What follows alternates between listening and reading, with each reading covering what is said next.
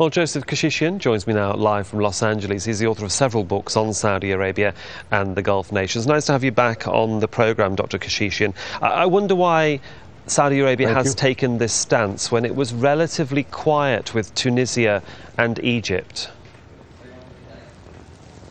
Well, with the Tunisian case, it was quite different. It was guess who's coming to dinner when Ben Ali just popped in overnight to check out a few things and he intended to go back. But obviously overnight things changed in Tunis and he was stuck in Jeddah since that time.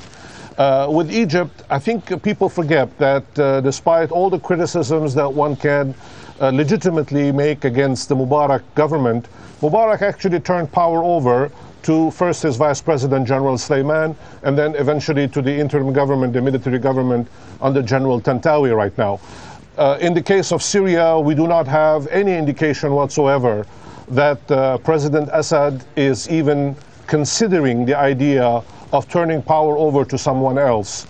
The harsh statements that are coming indicate that this is going to be a very tough nut to crack. Indeed, the GCC, the Gulf Cooperation Council, which is, for our viewers who won't be that aware of what that is, it's a group of Gulf countries who have one organisation, as well as the Arab League, made their statements, you might say better late than never, over the weekend.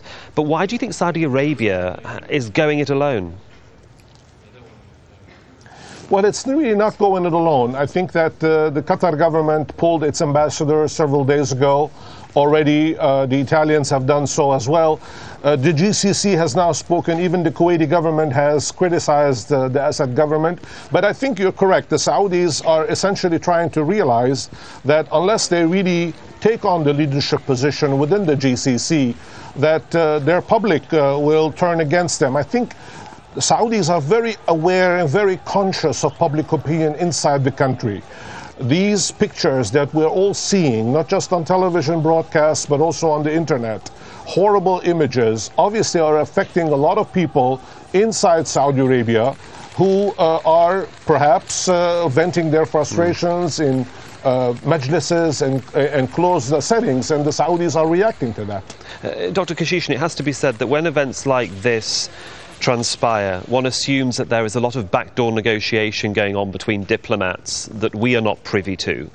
So one can only assume that if Saudi Arabia is speaking the way it is, there is a sort of public humiliation or a slapping down of Syria in this particular instance, and one wonders whether this methodology will work. It's not just a question of humiliation. I think that the Saudis have, over the years, really taken a great deal of abuse from the Syrians. A few years ago, President Assad called King Abdullah a half-man. And the king forgave him, and they made up since that time. But obviously, the greater picture is the struggle that exists right now between Saudi Arabia and Iran. And obviously, Iran is providing a great deal of assistance to the Syrians. The Syrians could not have undertaken the efforts that they were undertaken without Iranian support.